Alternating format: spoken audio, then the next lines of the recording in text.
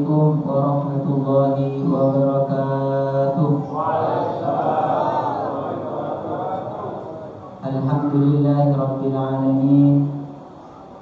Alhamdulillahilladzi arsala rasulahu bil huda wa dinil haq liyudhhirahu 'alad dini kullih wa kafaa billahi shahida. Ashhadu an la ilaha illallah wahdahu la syarika lah wa ashhadu anna Muhammadan 'abduhu wa rasuluh la nabiyya ba'dah. Allahumma salli wa sallim ala sayyidina Muhammad wa ala ali sayyidina Muhammad.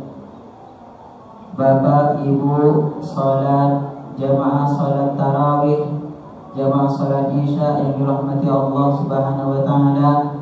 Pertama, mari kita bersyukur kepada Allah Subhanahu wa taala, yang mana Allah Subhanahu wa taala banyak memberikan kepada kita kenikmatan. Allah memberikan kepada kita nikmat iman, nikmat Islam, dan Allah juga memberikan kepada kita nikmat sehat dan sempat, sehingga kita bisa berkumpul di tempat yang insya Allah penuh dengan keberkahan ini. Mudah-mudahan perkumpulan kita semua dicatat sebagai ibadah, mendapatkan pahala dari Allah Subhanahu wa taala. Amin ya rabbal alamin. Yang kedua, Bapak Ibu yang dirahmati Allah Subhanahu wa taala, mari kita bersolawat kepada baginda kita Nabi Muhammad sallallahu alaihi wasallam. Allahumma salli ala sayyidina Muhammad wa ala ali sayyidina Muhammad. Mudah-mudahan kita semua mendapatkan syafaatnya baginda Nabi Muhammad sallallahu alaihi wasallam di yaumil akhir nantinya. Amin ya rabbal alamin. Bapak Ibu yang dirahmati Allah Subhanahu wa taala, sekarang alhamdulillah Allah memberikan kepada kita kesempatan, Allah memberikan kepada kita kesehatan.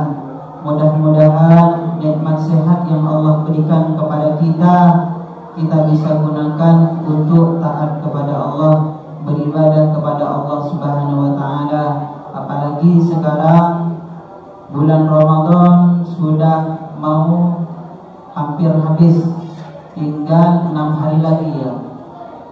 Mari kita maksimalkan untuk taat kepada Allah, untuk melaksanakan ibadah kepada Allah Subhanahu wa taala.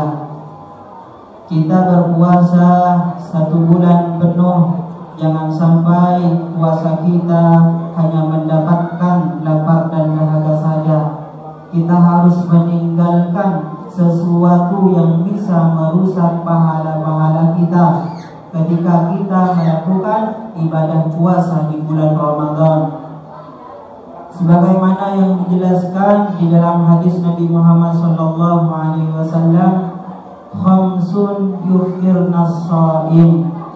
Ada 5 yang bisa merusak pahala puasa kita. Ini harus dihindari oleh kita semua supaya puasa kita mendapatkan pahala dari Allah Subhanahu wa taala, supaya puasa kita termasuk kepada hadis Nabi Muhammad sallallahu alaihi wasallam, man shoma ramadhana imanan wa ihtisaban ghufira lahu ma taqaddama min dhanbi. Dan di bulan Ramadan ini mari kita maksimalkan untuk menghidupkan, untuk melakukan amal-amal kebaikan, sebagaimana hadis Nabi Muhammad sallallahu alaihi wasallam, man qama ramadhana imanan wa ihtisaban ghufira lahu ma taqaddama min dhanbi. Barang siapa yang menghidupkan, yang melakukan amal-amal kebaikan di bulan Ramadan, imanan dengan landasan iman kepada Allah Subhanahu wa taala. Apa yang dimaksud iman? Yakin, meyakini bahwasanya puasa ini adalah perintah dari Allah Subhanahu wa taala, wahtisaban, dan hanya mengharap ridha dari Allah, tidak ingin dikatakan so'alim, tidak ingin dikatakan orang yang soleh oleh orang lain. Kita hanya mengharap ridha dari Allah Subhanahu wa taala. Ghufira lahu ma taqaddama min dzambi. Maka Allah Subhanahu wa taala akan menghapus dosa-dosa kita yang berlalu. Itu ada 5 yang bisa merusak pahala puasa kita. Khamsun yuftirna shaim. Yang pertama, al-kadhibu, berbohong atau dusta. Bohong, dusta ini salah satu penyebab bisa menghilangkan pahala-pahala kita ketika kita berpuasa. Yang didapatkan oleh kita hanyalah lapar dan dahaga saja. Jadi hindari yang namanya bohong, berdusta. Hindarkan semaksimal mungkin supaya puasa kita tidak sia-sia. Jamaah sholat Isya dan sholat tarawih yang dirahmati Allah Subhanahu wa taala, itu yang pertama harus hindari yang namanya bohong. Yang kedua, wal kadhibu, al-kadhibu. Yang pertama al-kadhibu wal ghibatu, yang kedua ghibah. Orang yang membicarakan orang lain, mengumbar aib orang lain, yang membicarakan dan yang mendengarkan sama-sama tidak mendapatkan pahala puasa.